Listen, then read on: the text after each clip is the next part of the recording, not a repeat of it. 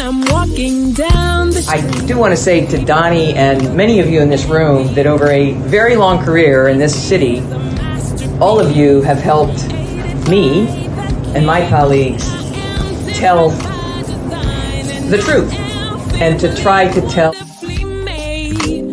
I may not look like you and you me, but my head up. I'm from South Carolina, so I just... What does this event mean to you, Miss Peggy Moss? Oh, my heart, Happy 20th anniversary. my heart is about loving up on my sisters. Do you know what it feels like to have your sisters in the room? Done. And dare to be different and unique. I'm gonna be the best me I can be by letting His glory shine through.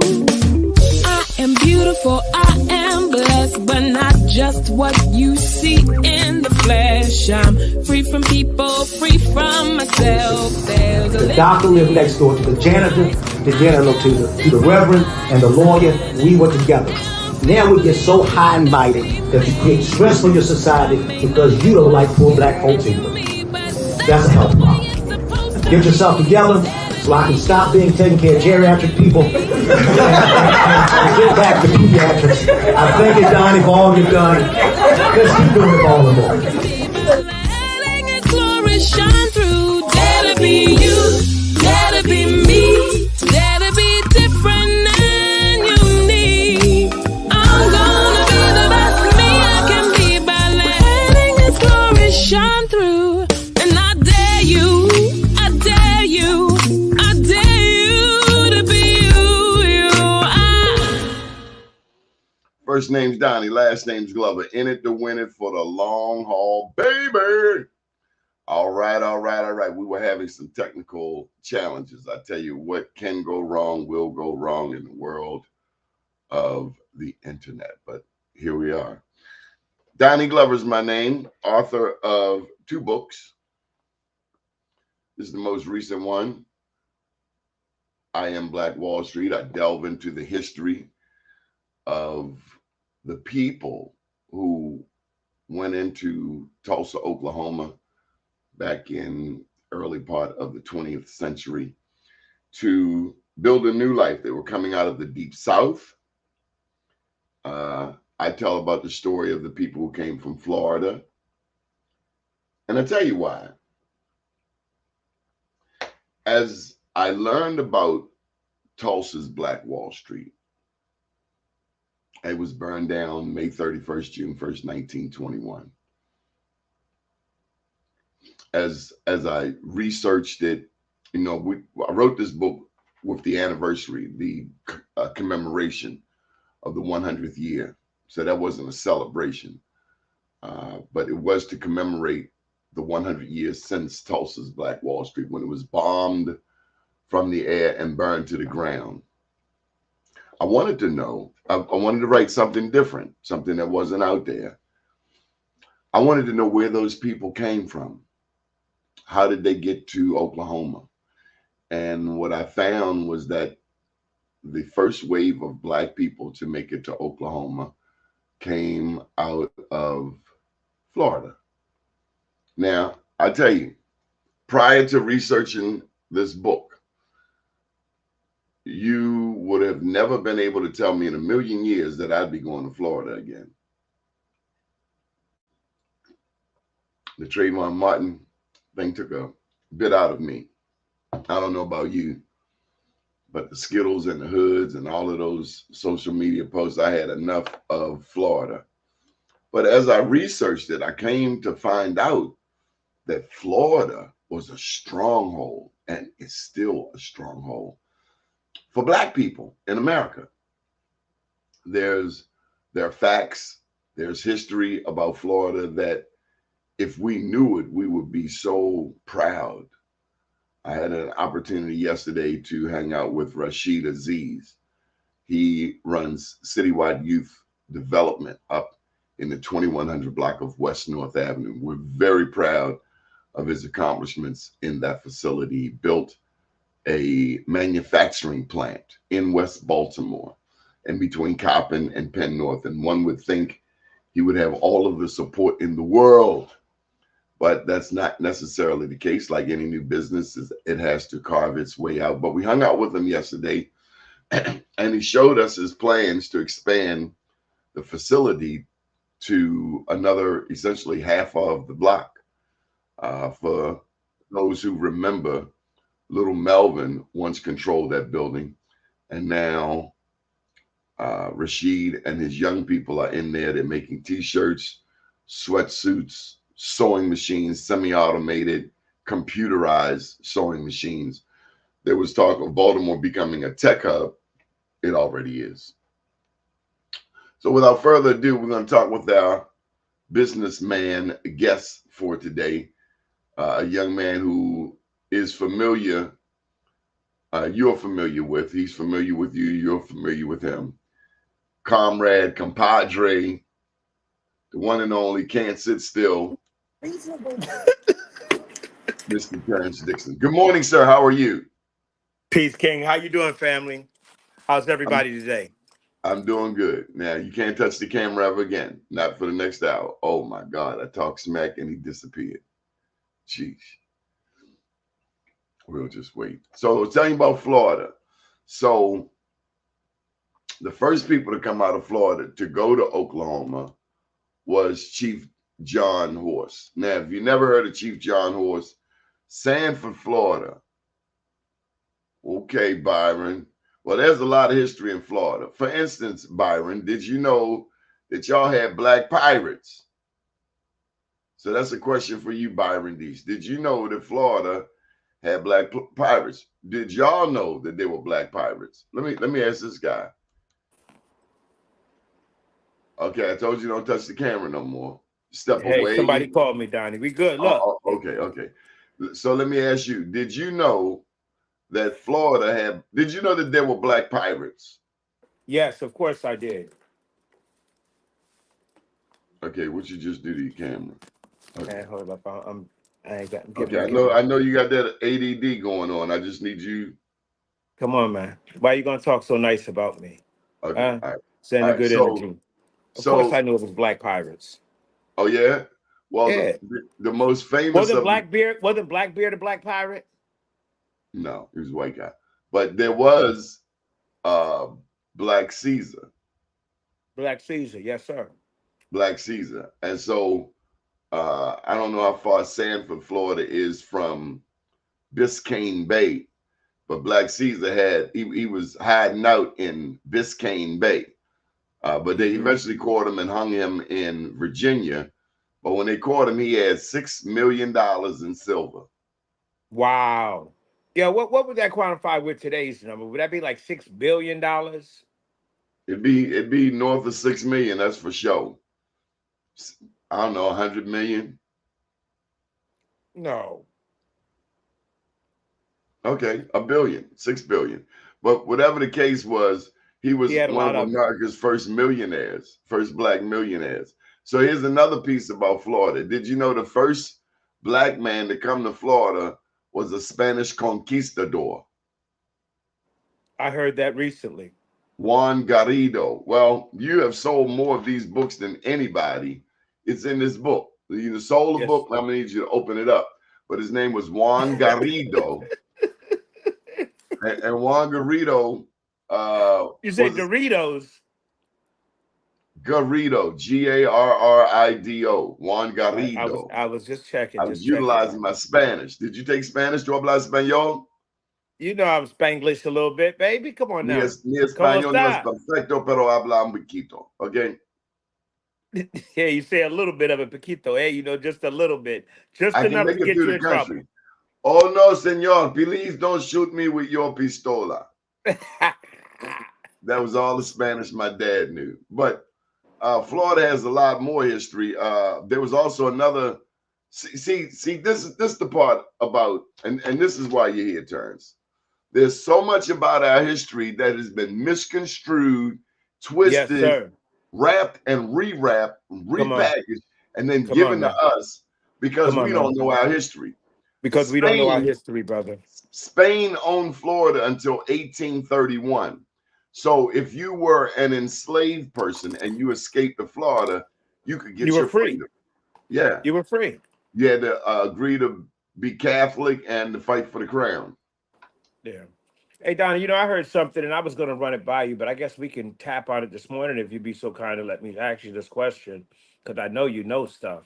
I was talking with someone, and it escapes me now who I was speaking to, but they were I was talking to Mr. John from Black and Wax, and he was mentioning a show or something that Judge Judy, okay, Judge Judy, or one of the judges, and they were talking about where there was reparations that were given to Indians, the Indians in Florida, okay, and in the South, that this young lady stated that she got her $3,500 a month because of the reparation that was positioned and given to Indians. But one thing that they did do was that, this is where it cuts into the Florida piece, is that all of those blacks that helped really build that Indian nation there to where it is during that period of time, okay, because they were allowed to be free, that we didn't just become free, we became part of that community like we always do. Guess what? They don't get no bread. Oh yeah, it's called the so out in Oklahoma they would have what was called the Dawes Commission, DAWES, the Dawes Commission. Now, Mm-hmm. interestingly, because and I've been guilty of it, you've been guilty of it, culturally conscious and Derek Burnett just chiming in. We don't know our history, so we allow somebody else that doesn't know their own history to come and tell us ours. For instance, yesterday, a man said in front of me, we came here in the bottom of slave ships. Lies. Lies. How do you know that your people came here in the bottom of a slave ship? Because How do somebody you told you that's know? what they did. How And do they you know your? lied. How do you know your people weren't already here? Yep. Yep. Yep.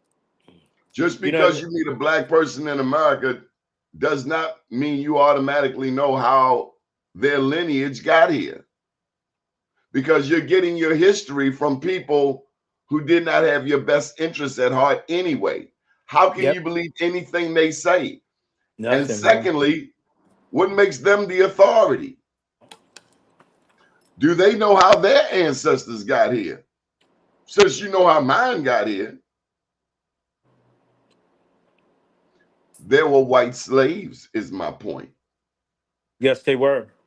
Matter of Indentured fact, servants, when they whatever you first want came, to call them, hey, slaves. hey, hey, Donnie, didn't when they first came here, that's how it was going down, though? That they actually took the worst of the worst, okay?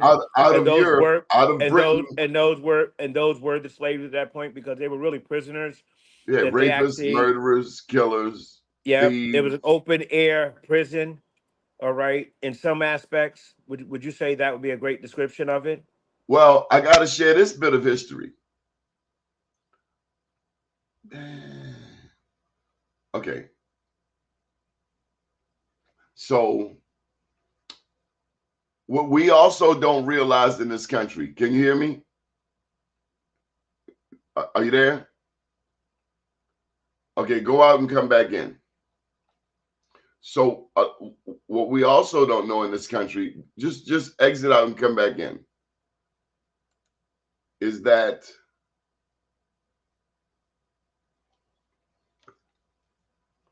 there was slavery, there was enslavement and all of that going on uh, in South America at least 100 years prior. My point is the Spanish and the Portuguese were over here colonizing in the Western Hemisphere at least 100 years before the British. So with that being the case, a lot of the history that we know has been left out because we're only getting it through English, through an English lens. If you escaped to Florida, you were willing to, if your people were enslaved, if you were enslaved and you escaped to Florida, you were willing to turn Catholic and fight for the Spanish crown because, mind you, the Revolutionary War had not happened just yet. If you were willing to fight for the Spanish crown, you could be a freedman. That's what The term was given to those who have been formerly enslaved. But Spain owned Florida. And so there were other things going on in this country. France owned Louisiana. And that's where the Louisiana Purchase came from. When that happened, when America finally bought Louisiana, they picked up another 2/3 of the country. So a lot of times the history that we know is not necessarily the history that transpired. You look at who colonized Canada. Who was it? Who colonized Canada? It's the French. That's why they speak French. They also speak English. Both of those are their national languages, French and English. So if we knew a little more about how this country was formed, we'd have a slightly better understanding of our role in all of this. But I believe wholeheartedly that Black people were already here when the Europeans arrived. And there's evidence that Blacks were sent from America to England as slaves and to other parts of Europe. So are you with us, Terrence? Yeah, I got it together now, baby. I'm off the phone. I'm on the laptop now. Okay, Sanford, Florida was the place that Jackie Robinson stayed during his summer tryouts with the Brooklyn Dodgers. Okay, a lot of history in Florida. Most Black people in Florida do not know their history, and that's unfortunate because Florida is loaded with Black history. So you ever heard of Andrew Jackson? He's on a $20 bill. Mm-hmm. So just before he was president, he was in the military, in the cavalry, and he wanted to rid Florida of Black people. Because mind you, Florida became a stronghold. We were strapped in Florida. We had guns. I told you we were free. Mm-hmm. So as white folks, as Europeans, Caucasians wanted to move into Florida because they had most of the East Coast, but not Florida. Mm-hmm. Florida was not one of the original 13 colonies. Florida stayed in Spain's hands until 1831. That's what, 50 years after the Revolutionary War. Wow. So we were getting our life in Florida. Plus we had merged with the Indians. Man, what kind of computer you got? Okay, stop touching stuff. Why don't you just stop touching stuff? There you go.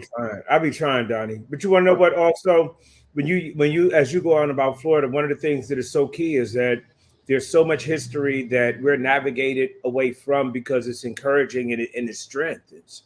You know what's so crazy? Let me give you some history real quick. Right now, Terra Cafe, located in the heart of Baltimore City at 101 East 25th Street. Hey, at one point in time, this was called the Red Door back during the Chitlin Circuit. Did you know that, Donnie? You have told me that before. That means that Blacks performed there. And they could cook, but we couldn't do anything. You know, and that we couldn't eat. We couldn't eat.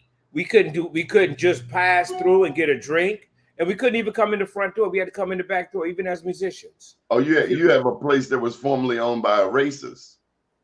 Well, you know what? I have a place that was formerly owned by the mindset of America. Let's do it the right way. Do you know it the right way? Okay. So did you know that Baltimore was the home of segregation? I already knew. And you want to know what that's the crazy part is that when you really dig into Baltimore, you'll see how you have so many like freedom fighters, like warriors, like just about everything of those that really, you know, they chose the narrative that we deserve better. And I'm sure that if you look in a lot of these prisons right now, what you see that people that have chose to do better than what they were given because they knew that they deserved more than crumbs. They deserved the whole cake. You feel me? But then judgment is passed on them because of their decisions, because of the situations of the environment that was set up for them. You feel me? So I followed the script and I end up here. Yeah, I followed the script. So it's time for us as people, really, as humans, just to kind of really rewrite that script. And you do that very well. Well, bless your heart. Let's talk a little bit more about Florida. Andrew Jackson, he went down there to Florida, kind of like Dudley Do-Right. Oh, we're going to put the Blacks in chains and we're going to send the Indians on a reservation out in Oklahoma. They chose Oklahoma because Oklahoma, Kansas, that was still the West. That was wrong. Uncharted There was territory. nothing there. They didn't see anybody with that. We all watched the Westerns growing up, but there was a thing going on during the Westerns. They were giving us bits and pieces of history, and it's up to us to piece it together. One thing that you always saw on those Westerns were the homesteaders. You saw the Sooners, and you're like, why are they all lined up with their stage, with their wagons, getting ready to go bum rush this territory out west? Because they were opening up these various states like Kansas, like Oklahoma, and the Homestead Act said that you could, if you can grab it, it's your land. But when it came to black people, they kind of got funky with it and didn't want to treat us the same way. Didn't want to let us get access to it. I mean, every time they came up with something, the Freedmen's Bank, that was a bank put together for blacks after slavery had ended so that we could put our money in the bank and get money back. And what happened was, to my knowledge, the white people robbed the bank before blacks could really get their money. Then they put Frederick Douglass in charge, kind of like they put Barack Obama in charge when everything was going south, and to blame it on the black man. You better not talk about President Obama. You better not talk about him. I didn't paint him in a negative light in that instance. But long story short, they put Frederick Douglass in charge when the bank was already on its way to demise. So a lot of history. What else in Florida? The Seminoles, the blacks and the Seminoles got together. They fought off the likes of Andrew Jackson. They had what was called the Seminole Wars. 3 Seminole Wars. And it was during the Second Seminole War that the hero of my book was the star of the show. His name was Chief John Horse. I will bet anybody out there, you will not find a more powerful story in Black American history than the story of Chief John Horse. I dare you to find me one. Matter of fact, I got $20 for anybody to find a stronger hero than Chief John Horse. $20. Meet me at Terra Cafe. I'll buy you lunch, fish sandwich, and give you the change. Cash money, y'all. Cash money. Chief John Horse. He was they called him Gopher John. They just got to put it in the bottom down there, Donnie, and they can win. Yeah, just put a comment in. If you got a hero, a Black American hero, and Harriet Tubman don't count. You can't go get Harriet Tubman. I was about to say, I'm getting ready to get that $20, man. Yeah, but Chief John Horse was a soldier. So here's one thing that this shows. When Chief John Horse and his soldiers, the Black Seminoles, and they got mad at him because he fought to a truce against the likes of Andrew Jackson. I think Andrew Jackson actually came a little later. But they fought the white soldiers to a truce. And the white soldiers said, look, if you put your guns down, you can have Oklahoma. You can go to Oklahoma and no more fighting. Chief John Horse took the deal. But a lot of the Seminoles, they weren't with it, and they moved deeper into the Everglades of Florida. And those that did not leave are called the unconquered. Are there still any remnants of them today, Donnie? Oh, absolutely. Okay. Now, you also have this concept of $5 Indians. I was telling you before you got cut off about the Dawes Commission. So as these people left Florida to go to Oklahoma, Indians, Black Indians, Seminoles, what have you, they had this Dawes Commission. So you say like you got a panel of 5 white guys, because you know it's 5 white guys. Mm-hmm. And they said, Donnie, you are Blackfoot Indian. Terrence, you are African American. You are not Indian. They're going to tell you, okay, well, you look Indian and you don't. They came up with this commission to identify Indians based on physical features. And you know, like I know, we got Black Indians with straight hair, kinky hair, nappy hair, light skin, dark skin. I've seen some Black Indians jet black. Yeah, you know what? But you got these 5 white guys going to tell you what your lineage is, like they some damn expert. Yep. And again, as you said, these are the descendants of thieves, rapists, and murderers. Yeah. Because I I didn't ain't say seen that. nothing holy that I just asked you where the root the came Europeans did for the Indians. I mean, you gave them smallpox, you took their land, you raped their women. There's nothing pretty about this story. And some people want to justify colonization. Do you know anything about Australia? from. Little bit, man. A little bit. Do you know who the original people are in Australia? In the outback? The Aborigines. That's the term Yeah. that's used. Hey man, can you like put your phone on mute? You like, you know. This is that new 15. I'm working on how to work it, man. Oh, you got the new 15. Okay. But you know, they did me like they did everybody else. When they bring out a new phone, what do, Donnie? They push the button, Donnie. They push the button. And then all your phones go bad. So I had to get a new one. But I'm working on it. They push the button, Donnie. That's what they do. Stay focused. Stay focused. Stay focused. I got you. The British went to Australia and raped the land the same way. You think what we went through was hell? Them Aborigines went through hell too. Yeah. I mean, castrations, all kinds of mutilation. Same thing here, Donnie. Please. You know, one of the things of this is that so many times when people explain what were the horrific things that happened all over the world, all right, nothing has happened worse than anybody in this world than what have happened to Black people in America. Okay. See, a lot of those things. Oh, the Aborigines went through some hell too. They were right up there with us. I'm not doubting it. I'm not doubting it. And I say this, Terrence, because this is why. I look at we're still going through it now. We are, right? And they are too. You? Terrence, you're really distracted. Okay, listen to me. Black people are going through the same struggle all over the world. It's a very similar struggle with the same damn perpetrator behind it. So the British go all the way down to Australia. Facts. Take over the Aborigines, cause them all kinds of harm, essentially tried to wipe them out. Facts. To take their land. But there are those who they did worse than that from us. At least what they had is the Aborigines still had the root of who they are and where they came from. With us, hey man, there's a mute button on your phone. Can you like hit it? I'm trying, Donnie. I tried to turn it off. It's up the top. There you go. Hold to silent. I just hold it. Work. It's supposed to be silent. And I'll remind you to cut it back on. Okay. You know what I mean, Donnie? One of the things, guess what? It's still going on right now. You feel me? Please understand. I know we talk a lot about history. We need to talk about what's going on now because that's going to really cast the history for us completely now. You know. Okay, let's get through the rest of these comments because you just messed up my whole presentation. Love this information shining with Florida and other parts of the South. Andrew Jackson was president and rescinded 50 acres and a meal distribution.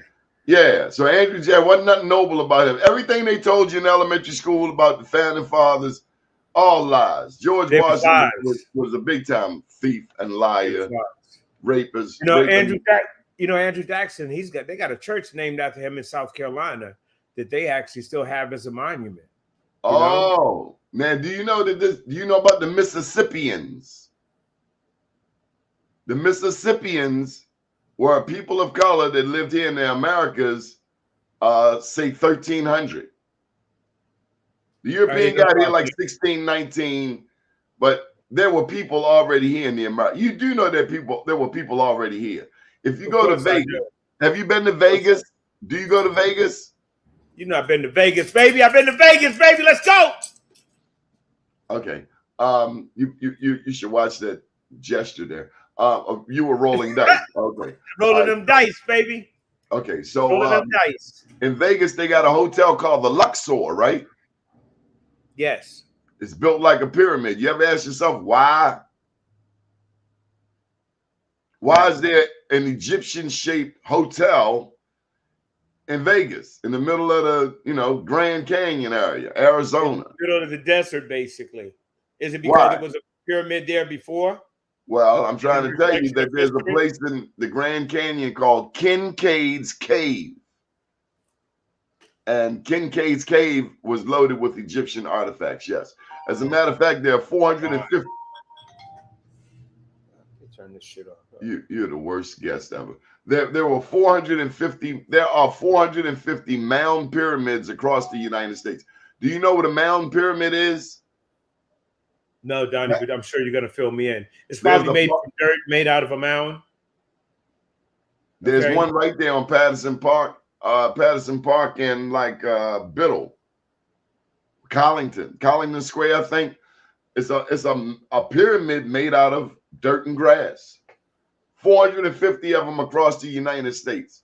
They would blow your mind if you knew they were right there in front of your face. And so much of our history. I got a question. When was that created? Was that created as an artifact that we created, or was that something that an artifact of hundreds and hundreds and hundreds of years ago? Hundreds of years ago. Wow. Okay. And there was life going on here long before the European ever arrived. They just don't know about it, and there weren't necessarily written records. We have a fascinating history, and my biggest point to everybody is do your own research on your family and learn for yourself. Richmond, Virginia is home of a lot of records, but we have to go and do the work. You cannot trust Ancestry.com or any of those things too much because they have no sample of Native American, Black Native American blood. They have no sample. That's beyond their concept. It's beyond their framework. So if I'm giving you information that is beyond your scope of thinking, you wouldn't know what to do with it. Well, you know what, Donnie? Maybe they do know, and that's why they don't want the actual information. We're going to find it anyway. Let me tell you something else. Go down to the Library of Congress, to the National Archives, and learn something about your history. A lot of information in there. You can't take pictures. You can't, but you can take yourself some notes. You can't take pictures though. But the National Archives, is information in these places about our history that we need to know, because much of what we've been told is a lie. Columbus, by the way, this is a real important point. You ever ask yourself what was going on before 1492 when Columbus sailed across the blue ocean? The Moors owned and dominated Spain and Portugal. That area is called the Iberian Peninsula, but the Moors owned it for 800 years.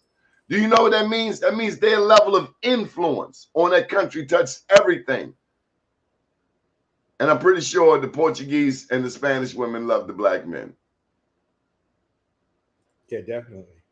So when Queen Isabella and King Ferdinand came to power, they chased the last Moor out. And the very first thing they did was to move into his castle, the Alhambra. So they living in a black man's house. Speaking of houses. Do I look surprised? No, you come and stole these people's houses, and then you get mad, then they start clapping back. Definitely heard about the Black Seminoles in Florida, but I didn't learn about them in Florida. And I went to Seminole High School. I learned about the Black Seminoles at Tuskegee. That's all. I don't even want to touch Tuskegee this morning. Christopher Columbus never touched his land. It was Juan Ponce de Leon who was on the second trip of Columbus. And by the way, he had a black tour guide, Nino Pedro Alonso. He had a black tour guide. You know why? Because blacks have been sailing these waterways. Okay, I didn't mean to bore you. Columbus, when they stumbled on what is Puerto Rico, ran into Florida Keys after Columbus died.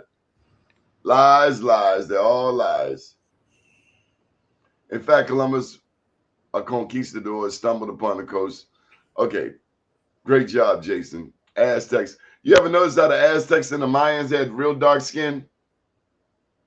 But no, black people couldn't have been here. America, okay, hello, Deborah Pierce Facunle. That sounds Nigerian. America denied kidnapped Africans their identity, heritage, customs, traditions. They denied their humanity. Only in America, U.S. of KKK. See, that's what I was talking about, Donnie, when you was referencing the Australia and the Aborigines. Hey, listen, they got something to do. That's the one challenging thing about us right now. It's really us deciding our roots, understanding our roots. You feel me? You can't lie to them because they have somebody talking to them. What do you think of America? Would you go and live in Africa, for instance? Who, me? Yeah. Yeah, you. I would. I would. You know what I mean? As I get more mature, I ain't getting older, I'm getting more mature. You know what I mean? There are different values in life that have come around full circle now.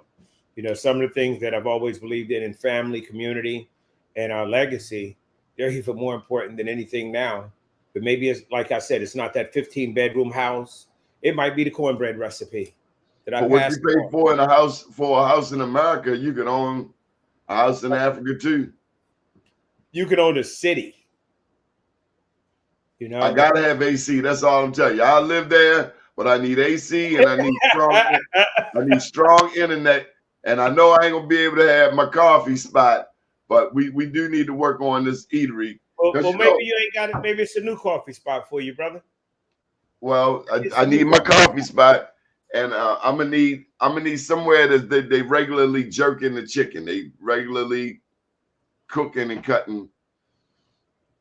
Yo, that's what we Ain't do. no KFCs where I went in Africa. Ain't nothing on the corner. Ain't no 7-Elevens. No, but you know what? That ain't no good for your life will change, man. You know, I think Yeah, well, I'm on day number 9 now. No meat, no nothing, no process, no nothing. Trying to figure some things out, man. you fasting. Hmm. You're fasting. No, not really fasting. You know, I had another little incident, so I'm trying to figure out why in the hell I keep having these damn strokes. You feel me? You drink So, water. a lot of water, man. Alkaline, regular water, flat water, fat water, all kind of water. Water. I don't mean to get personal. Were you trying to lift any heavy women? No, my lady don't allow me to. Oh, great answer. Okay, I didn't know. But I'm from. Look, I got you, Donnie. Yeah. Go ahead. I'm very good. Big ups to the lady. There's a song called "Bump No More with No Big Fat Woman." You don't know about this? Bump. Hey, you know what? We got a 70s party coming up. We haven't figured out yet, but that's definitely going to be on the playlist. Well, why don't you take a minute? I got to refill the coffee. Why don't you plug Terra Cafe? Can you do that for me? Yeah, if you don't mind, great. Thank you so much. Hey, good afternoon, family. Good morning, rather. This is Terrence Dixon, Chef T at Terra Cafe. You know, definitely excited to be here with Doni as always. Always, you know, making you think a little bit, do a little bit. But let me tell you a little bit about Terra Cafe. We're located in the heart of Baltimore City, 101 East 25th Street, on the corner of 25th and St. Paul.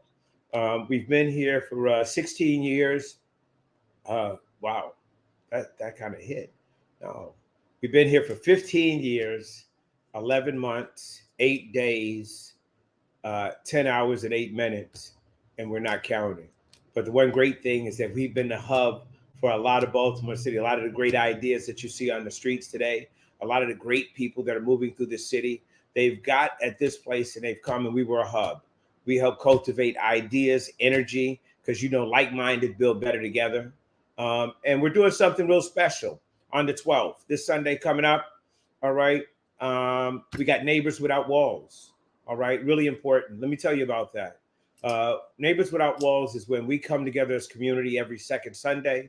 We prepare meals. We collect cosmetics, you know, socks, soaps, them little shampoos and stuff you get from the hotel. Okay. It's in your bathroom, in the medicine cabinet, somewhere in your suitcase. All right. You can bring those on down.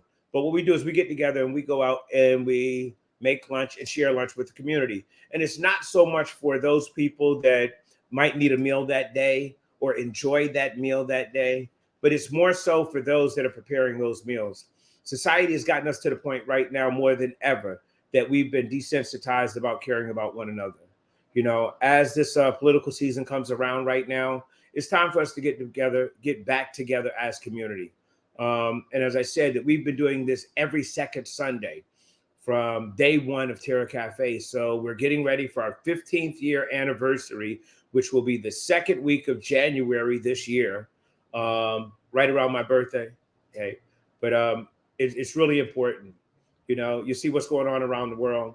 You see how life is not being treated like life anymore, and humans aren't being treated like humans anymore. And it's all about profit and gain. This is crazy. You know, I'm sure there's some things that I really wanted to say today about those that I've been praying for and meditating for, but also definitely I've been praying and meditating for us and our youth. The youth of Baltimore City have basically given up on us. And rightfully so. We have done so wrong with them. In reference to the schools that we have allowed to teach them, which is horrible. Okay. I think Malcolm X said is that only a fool allows his enemies to teach his kids. We have to look at the school system right now like they are our enemy, because you see the result of what's happened at this point in time as youth go through our city. Terrence, it kills me. What's that, sir? That every night on the news, they talk about what our young people are doing negatively. And they're not talking about what we did, Donnie. And you want to know they don't talk about the 11 schools that don't have air. Donnie, that's what I want to talk about. The billions that have gone into the lottery, money that the current governor has promised for. Peninsula, $500 million. Okay, fixing the stadiums. The Brandon and everybody can make, and the governor they can make these decisions on reference to developing. And here's the crazy part, Donnie, because this is one of the parts I wanted to actually get on the show and talk to you about, because you have this great conversation and this great idea of cultivating and bringing middle class to Baltimore City, and we're going to be the IT and the tech town. It's really full of shit, okay? Because if you're taking the money for the indigenous that are here right now, guess what? I'm middle class, okay? Donnie, you're middle class, all right? Anybody that's doing something to change the narrative of Baltimore City and in any aspect, business or whatever, you're a middle class, okay? Instead of you farming to bring people here that don't look like us and haven't earned this skin in this game, how about rewarding those that have stood strong on their posts, that we're still praying for Baltimore, we're still working for Baltimore, we're still feeding Baltimore, and we still believe in Baltimore. You feel me? So when these cats come about these great ideas of creating this utopia for middle class, how about fix what's here first? You feel me? So are we just fillers? Are we just something to stand and placeholders? Okay. Your block placeholders. Your block. Who's your block placeholder? Your placeholder. That's why you see the bike lanes. The bike lane is a placeholder. You know what? I'm not be here much longer. That. If I had to weigh public safety in schools against bike lanes, I'm not even understanding that. You know what I mean? I don't know if people understand about gentrification. Gentrification is really not about black and white. Gentrification is about green. And the one thing how blacks always get tied up into it, guess how, Donnie? We ain't got no damn green. You feel me? Oh, so we got a lot of green. We got a lot of green. Well, we don't have any green that is united and working together. We don't have any. Oh, we busy supporting Louis Vuitton, like TD Jakes. Not everybody, Donnie. Just let me tell you what. I think we need to get a checkup to our preachers. I think our preachers have lost their damn minds, because it's no longer about preaching the word of God. It's now about that prosperity theology. Got to preach in a Gucci Fiat. Well, you want to know what, Donnie, what I wanted to talk about? You think Jesus would be driving a Gucci Fiat? What you think Jesus would be driving? The same sandals that I drive. That's why I want you to let me finish. Oh, you need a car. I wouldn't even be mad if he had a jet, but he's actually doing the work. It's bad.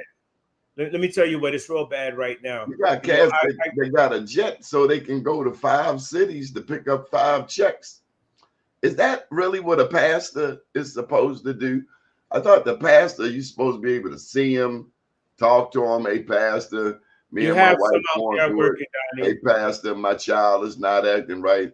Hey, pastor, what do you think I should do about this house, this business? But if you got a pastor, let me tell you that here's my rule. If I can't have your cell phone number, you can't be my pastor. If I can't have your cell number, you can't be my pastor. If you're that busy, I don't need you. Then you got the assistant pastor come out. Usually his breath stink. That's why your assistant pastor. I got a question. Since we got a couple of them, what are some of these positive ideas that you would suggest that since you're saying the pastors don't know, what would you suggest for them to do? Start a business. Stop building churches and build businesses.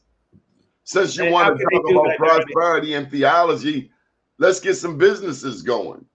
Well, you want to know what, Donnie? Since you said it like that, what I'm going to do, I'm going to extend out to any churches that are interested. Any churches that are interested, or anybody that's interested in building a business, guess what? we're doing something real awesome.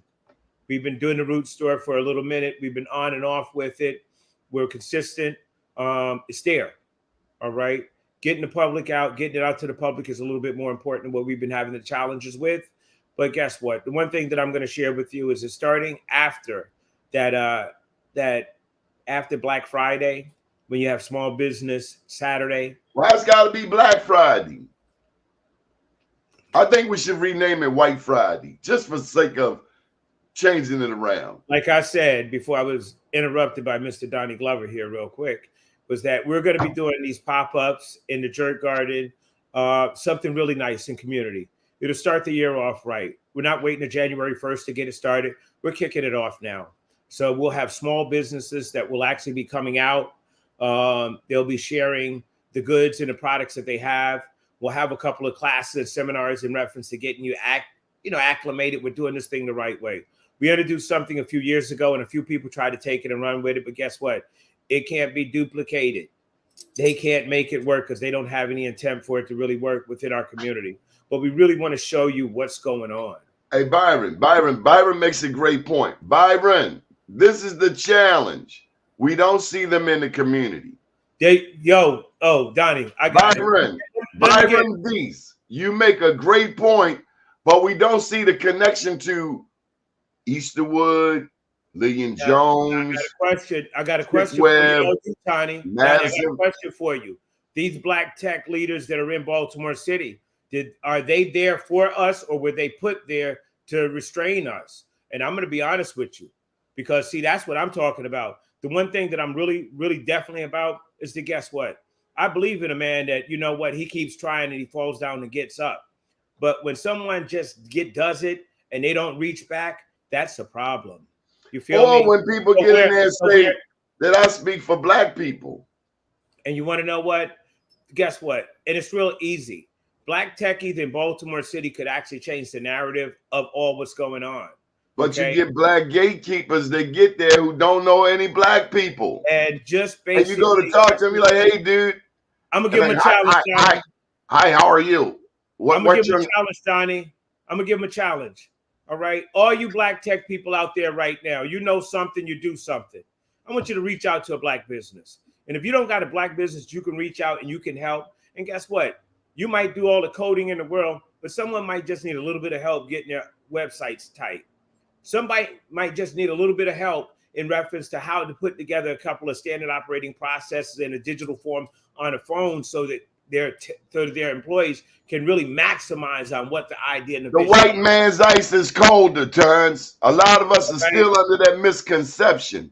So we can't think. You know where I heard that from? You know where I heard that from? I heard that. What was the cat's name that's running Bob Wallace's campaign? Okay. What's his name? You know his name. Okay. I don't know. He shot me some shit line about, because I asked Bob Wallace before when he was running last time. I asked him what was going to happen because of his realm of him being with business and tech. I said, what's going to happen if you do not win? You say you love Baltimore. Are you going to be here for us? He said, yo, T, I am. Told me that in the back of my backyard out here, right? Guess what happened, Donnie? He lost. I ain't seen this cat till right now. And then somebody tried to come and run me some bullshit line about, listen, oh, he's been around. He's been helping growing techies. Oh, he's been around. Man, I ain't seen this cat nowhere. And see, that's what I'm talking about. And we have to start asking real questions. Are people in place and running for these political positions? Is it ego or is it for us? Or is it for a check? Or is it for a check? Or is it for a check? So, Byron, I want to know where these Black tech leaders are in Baltimore. I know they're downtown, but I want to know where they hang at uptown. Yeah, I was about to say that, Byron. How come? What Black businesses are you guys? You guys do. I see you guys do a lot of networking and this, that, and the other. What communities are they in? You go. I see you guys go to the what is this? The beer place over up west here, Donnie. What is the name of it? It's a beer hall. On Guilford or the one on up Guilford? Yeah. Where's the disconnect? What the hell is going on? How can you say black, black, black, black, and you go in another business? I don't think that I could see a Greek business or an Italian business or a Latino business saying "Viva l'Italia" and then going to an Italian business. I don't see it. All right, what's wrong with y'all? You feel me? Some of these No, things. no, Terrence. Come on now. Byron was just bringing this up. Well, I don't think. Well, you know what? I'm not talking to Byron. We can't. I'm talking to the black tech business leaders in Baltimore are black. That's who I'm talking to. Byron's a regular supporter of this show, so don't hey, guess what? Thank you, Byron, because see, these are the discussions we need to really be having, not these ones about a preacher with a camera. I was told, Terrence, that we can't ask questions to the black tech leaders that are intentionally trying to develop and redevelop Baltimore. There's a new Baltimore loading, just in case you don't know. Terrence, I was told that we can't ask those questions of these black tech leaders because that would be offensive to them. I say what's offensive is when the state of Maryland collects 15, 20, 25 billion dollars from gambling, and we got 11 schools. And we ain't getting out. Hey, Donnie, you remember you know what, Donnie, do you remember that during that period of time when they were talking about the casinos there? Remember Sheila was doing something else also. She was talking about Little Africa, Black Africa. That's when I first opened up. That's when I didn't really know too much. All right. I didn't know too much about, all the smoke and mirrors. I thought that if you raised your fist and you said black power, that you really were for black power. I didn't realize that some people were put in place to be just gatekeepers. All right. You know what I mean? And it's crazy. At that point in time, they said that the casino was going to be better than creating an environment that had black restaurants, all right, black theater, black art galleries, black businesses, and residence for black middle class. Okay. And they came up with the casino because they said the casino was going to save everything. Donnie, you been to the casino lately? I don't go. I don't gamble. It's a failure. It's a flop. Okay. It is empty. It is stink. It does nothing. It does not bring a good energy or vibe to Baltimore. Okay. That you want to set up a system that actually robs the little bit that people have. Okay. That's why I lean on Kevin Hart. Hey, that's why I lean on Kevin Hart. All of that money could have been put in the arts. It could have been in the programs. It could have been in the small business. How about factory? Donnie, do you manufacturing? It would have created legacy.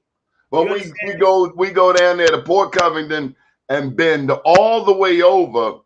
Come on, don't do that, Donnie. Don't do that. Don't do that. We went down there and they bent the entire city over for Under Armour. What's the return on the investment? They're building another part of Baltimore that black people won't be welcome. And guess what? And you know what? Even with the new project they're having now with the Harbor West, I went down for the announcement. It's a beautiful project. All right. To Bramble and the guys, great project. But the one thing that I did ask that I couldn't get a decent answer that I thought was positive was that I was like, where's the legacy? Where's the ownership for those indigenous of Baltimore in this? And guess what I was told, Donnie? I was told this is a city project. Okay. This is a city project. So we can't have ownership. So guess what? If we can't have ownership, how the hell they keep getting our damn money? Okay. You know what? Guess what? So then that makes you have to decide who you like. Creative. That makes you have to decide who you like for mayor. I'm not asking you to step into anyone's camp, but let me ask you this. What do you need in the next mayor? I need the next mayor to really pay up. Okay, let's start with that first. I need them to walk in the door with a check for the black community right off the cuff. Not no BS about I'm gonna get to you. Not no trickle down bullshit because it don't work. Because the only thing you're doing is you're feeding the fat gatekeepers that have been there. And you know, the one thing that I've asked all the candidates, where have you been the last 3 years that the black community has gotten raped and beat up? And if you have been in town and if you have done nothing, how is it I'm going to trust you now? Because guess what? I've seen Tharu Vignaraj out there more than anybody.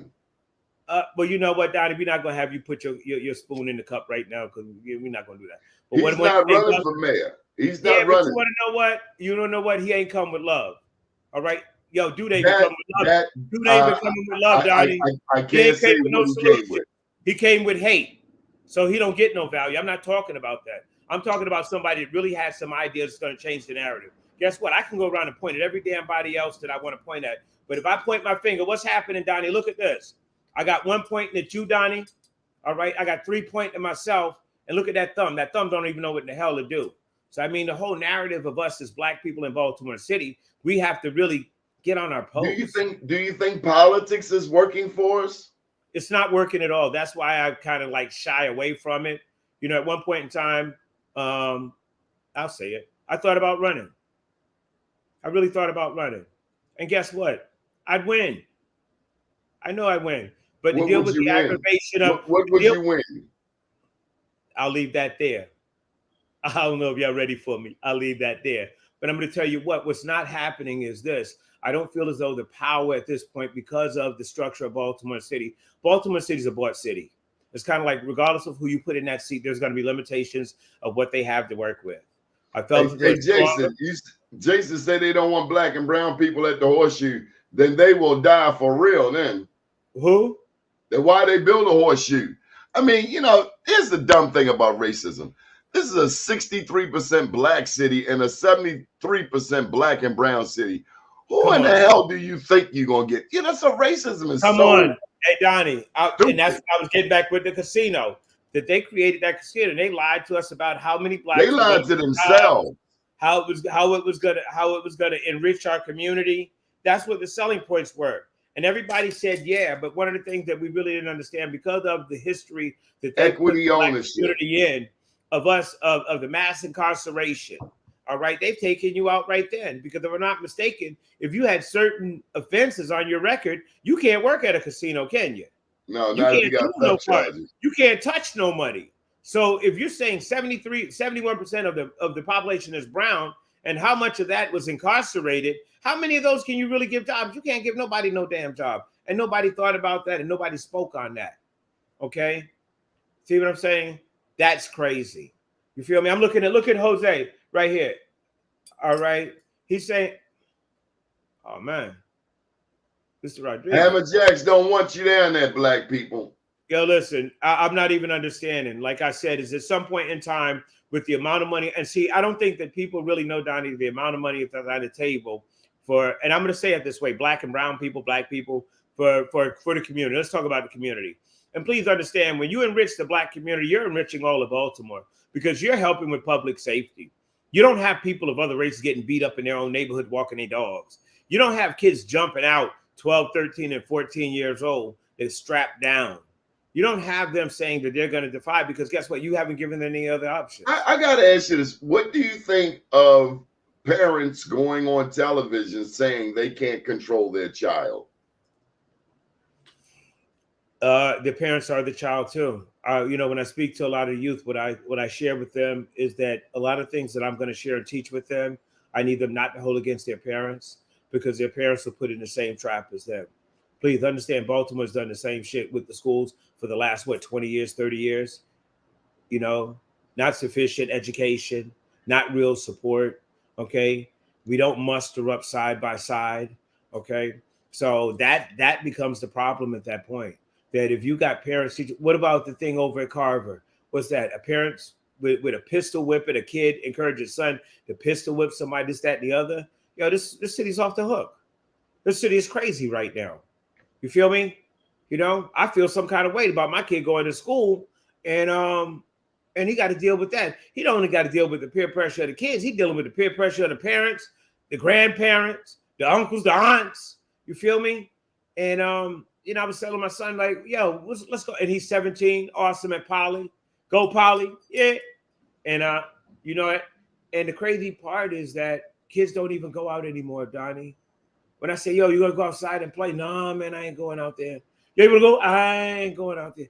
Yo, kids ain't really doing it. They're fearing for their own safety. Ain't that some shit? Remember my mother used to tell me, take them quarters with you. She used to wrap them up in aluminum foil, Donnie. And she didn't want to know where I was. She just wanted to know that I was all right. Now, and I couldn't wait to go outside. In today's time, I take my quarters and go back up to my room because I'm scared to go outside. All right? Because I know there are things that are going to happen to me that maybe I can't control and I have nothing to do with.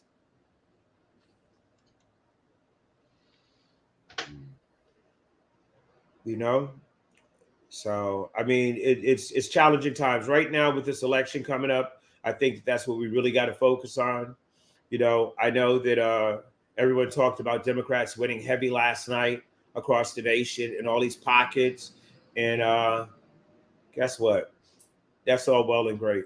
But what I'm really focusing on Man, is politics ain't doing it for us. this Baltimore right here. That's So, what I'm focusing on. yesterday, I had a chance to visit the Emad Center over there at 2100 block of West North Avenue. Rashid Aziz got a manufacturing plant, only type of manufacturing in the Black community. It's in between, it's nestled, you like that word, in between I know where it's at. As a matter of fact, I seen him at the unveiling of Harbor West. He's done a great job, man. And see, why don't we build on that? Why? There you go. How many schools you have here that could be actually that? And here's the crazy part. You know what he's doing. You know what? Guess what? Like I said, ain't nothing new. It's just reborn again. All right. Guess what? He's teaching a trade. What is the one thing they've taken away from Baltimore City Public Schools? Trades. All right. You know, I've done a lot with Mervo over the last few years. This year, they didn't invite me in, Donnie. Bad Mervo. Okay. But the one thing is this, I still believe it. My phone rings. I'm there for them. But when I did the culinary program last year, I had a problem in reference to understanding why was it that school started in when, Donnie? September? Okay. Why is it that they didn't get any food for their culinary program or a budget for that until November? What did my kid do? If I'm thinking about what did my kid do for those whole months that I'm bet sending? You the CEO got her check on time. Everybody did. And you want to know what, Donnie? Here's the thing. They have built into us a fear of being gatekeepers ourselves, that people have gotten comfortable with the seats that they sit in, and they're not looking at what they originally got them excited about teaching, that they wanted to change the narrative, that they felt as though that it was less than, and they wanted to make it more than. Guess what? Something happened. All right. I guess life got in the way. That car payment, that house payment, and they didn't believe in God that much no more. Because if you believe in right, you're going to do right, right? They don't believe in God. Yo, listen, if you ain't doing right, what you doing? If God bless you with a skill and you ain't using it, what you doing? Come on. Don't raise up on the camera on me. Sit back. Let me ride. All right. And see, that's the key right now is that people don't believe in God. Yo, Donnie, if you don't use your blessing, what did you just say to him? What did you just say to him, Donnie? You're spitting in his face. What did you just say to him? And if you see the believe me, I know you're not on in our school, and you can make a difference, and you don't say nothing, you're a coward. Come on, man. And you're a thief. Come on, man. You're taking that paycheck. You're worse than a policeman and take that check and sit in their car. Come on, man.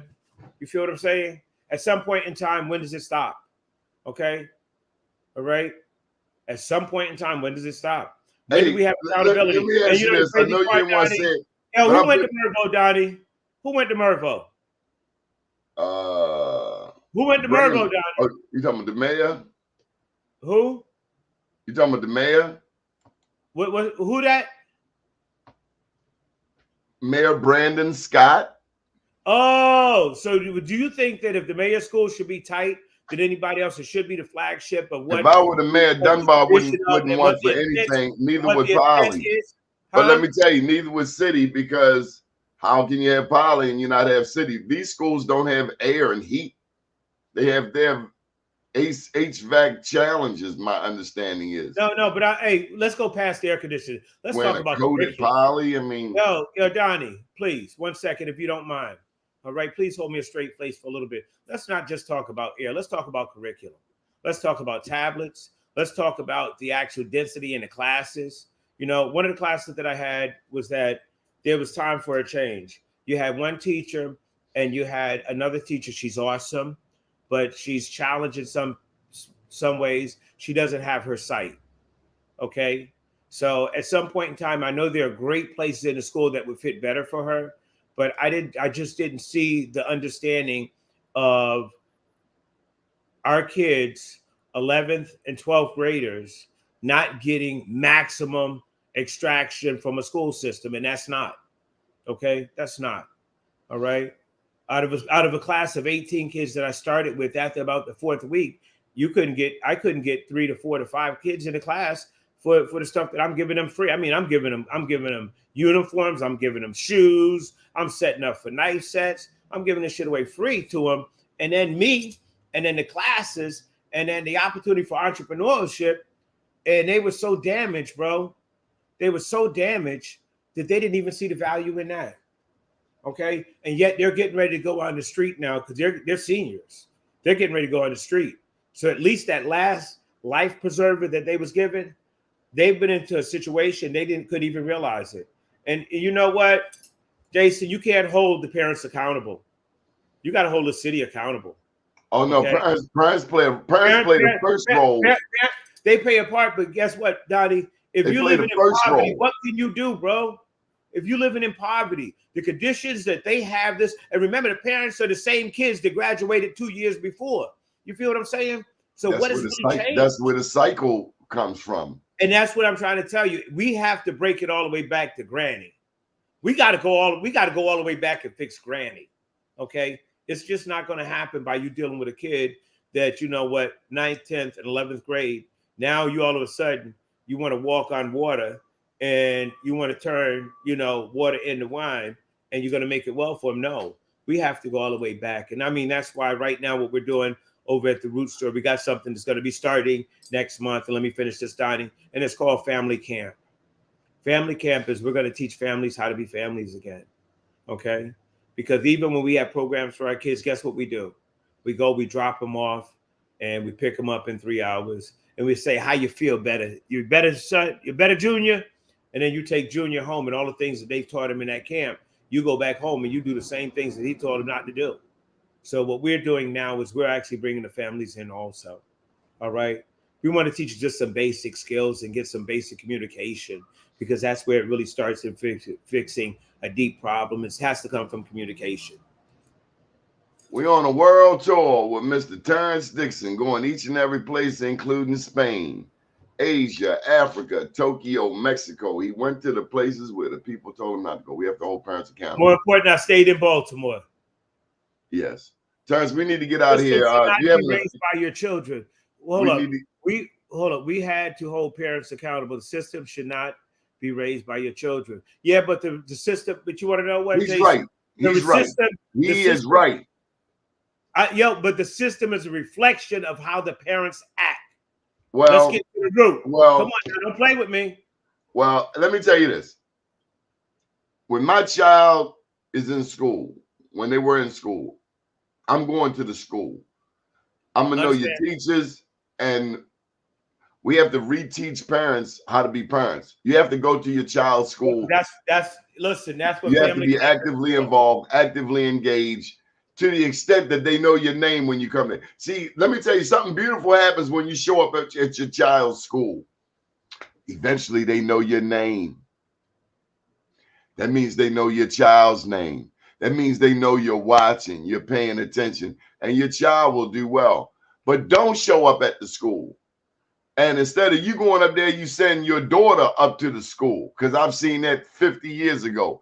Woman sent her daughter up to the school on behalf of her son. How many people did they fight, Donnie? I know nothing good comes from that when you send a child to do an adult's job. Nothing. You know, just like what he said, the children can't lead. All right, we have to lead as parents, but also we have to understand that they have been not equipped properly to do the task that's in front of them, and then they have no support. Remember, it's community support. It is community too, and the city is part of that community. It's just not us, Donnie. Okay, and if we can't get the basics, but you got black people in charge. You got black people in all of these positions. Not just the government, not just the mayor, not just the comptroller and the treasurer. Let me speak. I'm speaking human. Let me speak. You got blacks across the board in charge in a 73% black and brown community. You can't blame white people for this. Hey, Donnie, see, now you make me talk to you. Now I'm going to talk. You want to know what? Look at the plantation. All right. You had 80% black in charge. And guess who was running? All right. Guess who was running it? And guess what the environment was? What has really changed, bro? Look at you. What has really changed? Okay. All right. What has really changed? What's really changed? It's the same system. Okay. All right. Okay, let's shift gears a bit since we got with your politicians who really run. Wait, before you go, with your politicians, that's right. Let me finish. With your politicians who really controls the narrative of what they think and what they do. It's not us. It's the person that wrote the biggest check for them. That's where their that's where their allegiance is. It's whoever wrote the biggest check. Look, I like this dude right here. Byron, black folks run the slave master system. Boom. Come on. And he's a techie. Is he a techie? He didn't say he was a techie. I don't know if he's a techie or not. He was just telling us about Baltimore. He got a tie and a shirt on. He looked like a techie. Well, that's real racist. I didn't know you could be racist with a techie.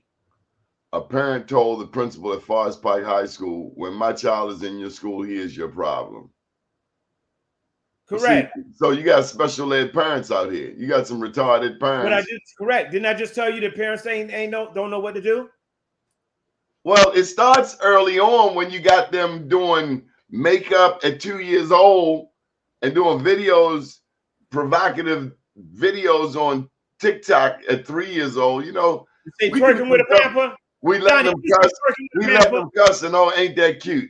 No, it's not cute. Remember when kids it first came out, this is about 30, 40 years, kids start calling their parent by the first name. You see my face? Look at my face. Try that with Lily Glover. What'd I just say? Then you let other people who can't raise their children tell you how to raise your children.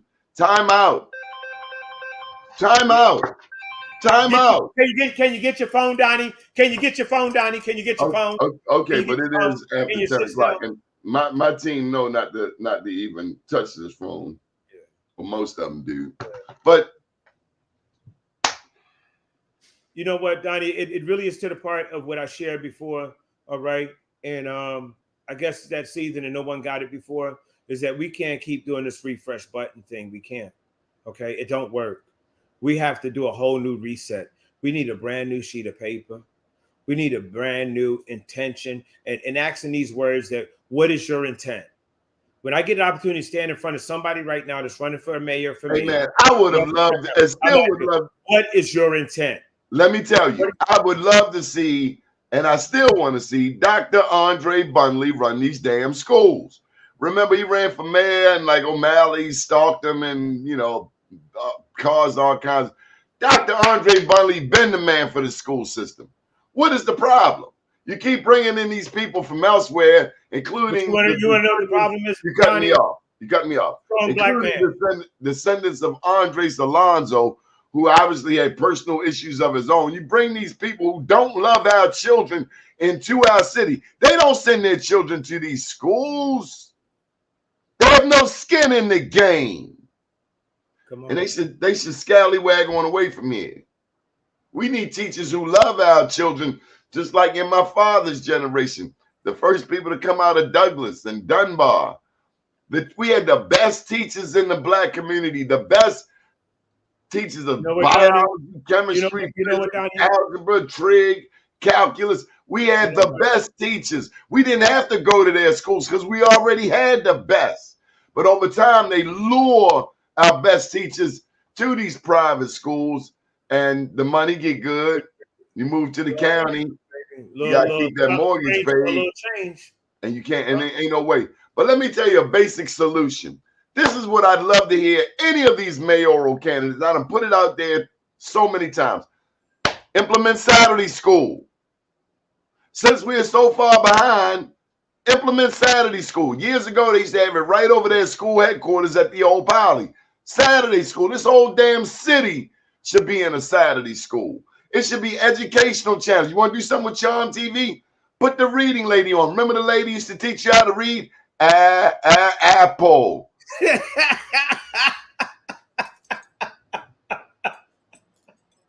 How she say it, Donnie? What she say? A is A or A. The P is P. L-E, le. Apple. Bonjour, comment ça va? Ça va bien. Très bien, merci beaucoup. Vous travaillez. Merci beaucoup. Bonsoir. ¿Qué pasa? ¿Cómo está? ¿Todo está bien? ¿Cómo es su vida? Mucho bien. ¿Cómo es su educación? Yakshimas, Dubsy, Bodsy, Dubsy. Ha Salamu say alaikum some more. rahmatullahi barakatuh. Shalom. We are multiply talented, man. I'm gonna Park say Heights, Ganalo. y'all mean. There you go, Park Heights, y'all mean. Yeah, I mean. Ha ha. Please say yeah, I mean. Hear me. Scurvy. You heard me? All right, I'm on my way over there for a fish sandwich, partner. I got to get up out here. I need to get to the YMCA today. Hey, listen, have you been going to the YMCA? You know what? I've been working on that too. That's a On no. that. See, Hey, Donnie, can I black say people, let me tell something? you, when you don't get a direct answer from such a brilliant and talented black man, I have twice a week. All right, are you talking about 33rd Street? Yes, sir. All right, what's your favorite part of 33rd Street YMCA? Only thing I can do right now is just to bike, and then I lay on the You floor. don't do the sauna? Yeah, I ain't been in there yet. I keep saying I'm gonna go in there, brother. And I know you keep talking about it. Some other people say I need sauna. They say I need to get in the pool. Okay. All right. I'm working on this stuff, bro. Working on this. All right. It's hard enough for me just to break away from work for a minute. This lifestyle I live. You got It's for me. to. I know self-care. Listen, self-care. My lady reiterates it all the time. You got to go jogging. I'm learning. You got to do push-ups. You see Mark Clark on TikTok? He doing some fake push-ups, but he doing it. He do like 50 fake. What he doing on the wall, Donnie, like he on the floor? He do 50 fake push-ups, but he's still doing it. He's my hero. You know what, Mark got? I'm gonna tell you what, Mark got a lemonade, man. We're gonna have in the a friend of his has a lemonade that we're gonna have in That's the his cousin. store. It's an unbelievable CBD lemonade for those that have. What's it supposed to do? Okay, is it supposed to get you high or quench your thirst? No. See, yo, Donnie, we gotta do a whole nother show. Well, why mention CBD? Why mention CBD? It's a healer. See, we're talking about healing. We're talking about self-care. Anxiety, I thought we were talking about quenching my thirst. Inflammation, you feel me? All of that can be done. You know what I mean? But did you work on anybody? Did you make your winter syrup yet? I'm gonna tell you this one real quick, okay? What is winter syrup? Red onions, white onions, cut up in a jar, add honey. Let it seep for about 7 days, okay? If you like, you can add lemons or either orange, okay? And you could do you refrigerate it? You can leave it right on the counter, bro. That's the crazy part. You have a top on it. Put a top on it, and that's it. Now, what happens with this, as you start to go throughout the winter and you start to feel something, a simple spoon in the morning makes it well for you. Right now, I'm using a remedy of orange, lemon, and honey, okay? And that is for my eyesight, okay? And that's kind of like a little bit for my pressure thing, but just something different, okay? Did you just drop a $20 bill to your right? Huh? Did you drop a $20 bill to your right? No, I don't carry paper money. Why? Oh, I just seeing if you're checking in your eyesight. Yeah, I ain't nah. See, I hear money. I'd have been like, like, pop. Here we go. It would have never hit the floor, baby. Turns out, how your people doing? How's the family? You know what? I'm gonna say this real quick, man. I didn't put out any pictures because I wanted to keep them for myself. My parents came to see me last week. My mother's birthday and my brother's birthday on October. She's down south. On the 25th, huh? She's down south. Yeah, she's in Atlanta, Georgia. And her and my father, they drove up. She said she ain't never driving that far again. My father got to get it together and get on this plane. He ain't been right since 9/11. He ain't flying nowhere. Okay. But, they came to see me, and that was big. That slowed me down. I mean, they had to spend 12 hours in the car together. You know, a lot can be said in 12 hours in a car. I already know, baby. Your mother. I already know. Did your parents play the dozens? They've been married. No, Donnie, they've been married 60 years, bro. Did your parents play the dozens growing up? No, they don't do that. See, we don't do that. We fight in my family. I ain't never played that growing up. Because as soon as you said something about my mama, bah! I ain't play that. Did your daddy talk about your mama? Did your mama talk about your daddy, people? Your father did this. Your grandfather did this. Oh, no. You know, my father. You know what the dozens are? My father used to get on punishment sometimes because my uncle Buddy Boy would come by cussing all the time. My mother ain't had that in her house, so she had to meet with him. He had to hang out with his cousin on the porch. You feel me? You know? Yeah, Byron. We should have integrated with ourselves. But see, you know what? I was That saying last is night, so powerful. That I think the best boycott. Can I say something on my show? Yes, There was sir. a time when the politician, the business leader, the preacher, the lawyer, the teacher, they were all on the same page and they worked together. But now we've been infected by this individualism that I got mine and you got yours to get. And let me tell you who is one of the worst violators of it. Black professors on black college campuses. You would not believe the chicanery that some of these people go through, all to have a prefix in front of their name. It's not just Reverend Dr. John Jones. I already know, man. It's also Professor so-and-so, who at a black college quite often will tell a black student in so many words, I got mine and you got yours to get. Donnie, those people that say that shit sometimes drive me crazy. I pulled myself up by my bootstrap. No, you didn't. You was in the county, bro. You was in the county. You ain't did nothing rough. You had two parents. They made 6 figures a year. Where was it rough times at? I know I was at a census at a friend of mine, and brilliant young man, brilliant brother. All right, created an app, couple wrong decisions, but the judge tried to compare himself to that young man. And I knew the judge. Judge he's the son of a judge. And I ain't say nothing real bad. I was about to tell him, listen, you ain't never went through this hard shit. Your father made it easy for you. So you can't compare your decision of what you made compared to this young man. But I didn't want him to get more years. So I kept my mouth closed on that part. But I did share with him that guess what? He didn't walk in the same shoes as the man he was getting ready to actually give some years to. You feel me? I'd rather be who I am.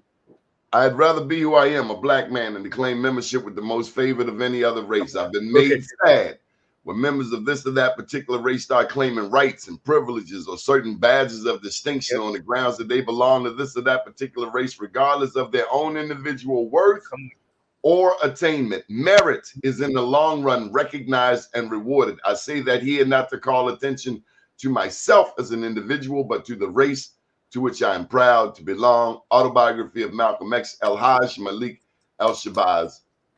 Thank you, Terrence, and good morning, world. Thank you all. Good morning, everybody. Hey, Mom. Hi, Dad. Thank you for coming.